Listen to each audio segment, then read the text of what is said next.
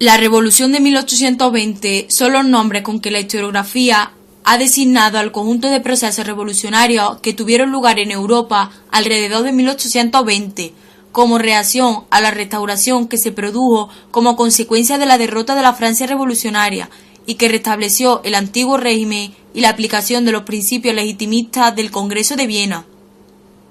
Sus ejes ideológicos fueron el liberalismo y el nacionalismo. Desde la derrota de Napoleón, fueron frecuentes las revueltas de carácter liberal en todos los países europeos, incluso en otros países, como Inglaterra. Alemania fue la primera zona en experimentar movimientos de protesta contra la nueva situación política europea. El Sacro Imperio Romano Germánico fue sustituido en 1806 por una confederación del Rin diseñada por Napoleón. En su lugar, el Congreso de Viena creó en 1815 la Confederación Germánica, bajo la presidencia del Imperio Austriaco. El nacionalismo cultural se fue convirtiendo en nacionalismo político para conseguir la unificación de todas las regiones de habla germana. También hubo agitaciones estudiantiles de carácter liberal y nacionalista, protagonizadas por corporaciones de estudiantes. En Inglaterra, el movimiento radical pretendía la transformación democrática de la monarquía parlamentaria británica. Tuvo su episodio más violento en la masacre de Peterloo, el 16 de agosto de 1819. En España, Fernando VII, que había pasado la guerra de la independencia española retenido en Francia, a su vuelta rechazó jurar la Constitución española de 1812, conocida como la Pepa, que los liberales de las Cortes de Cádiz habían promulgado.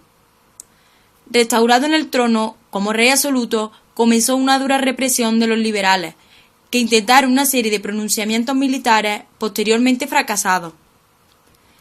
Finalmente, este juró la Constitución, ya que en España estalló una revolución debido a las tropas de Riego, dirigidas por el coronel Rafael de Riego y extendidas por todo el país. Con el ejercicio del poder por parte de los liberales, se desarrolló el periodo llamado Trienio Liberal, 1820-1823, en que unas nuevas cortes retomaron la obra legislativa gaditana, con el propósito de acabar con las bases económicas, sociales y políticas del antiguo régimen.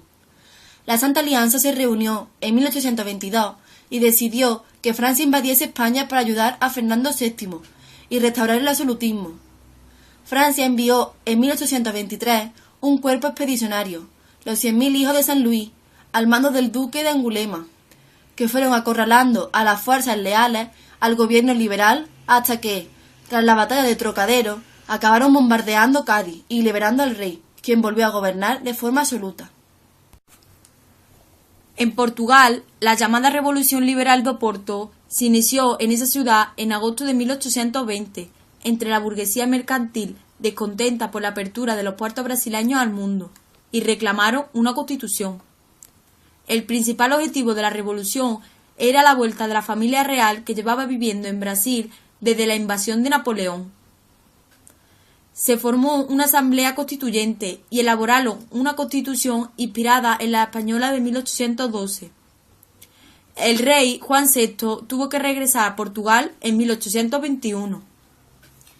En el reino del Piamonte, el rey Víctor Manuel I, que residía en la isla de Cerdeña, volvió a Turín tras la derrota de Napoleón y la reconstitución de su territorio continental. En este reino estaba el principal foco del nacionalismo italiano. Víctor Manuel I abdicó en favor de su hermano Carlos Félix, quien tuvo que reconocer la constitución elaborada por los revolucionarios liberales. En Francia, tras la derrota de Napoleón, la restauración de los Borbones en el trono francés intentó restablecer el antiguo régimen.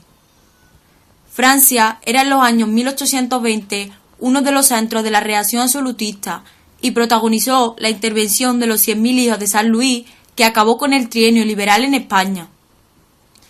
El primer ministro, el duque de Decazes, dimitió y los siguientes gobiernos ultramonárquicos limitaron aún más las libertades civiles.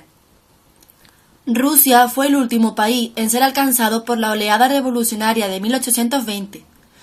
Tras la muerte del zar Alejandro I, un grupo de oficiales pertenecientes a sociedades secretas liberales conspiraron para evitar la coronación del heredero Constantino, del que se esperaba un gobierno más liberal, pero este renunció a sus derechos dejando el cargo a su hermano Nicolás I.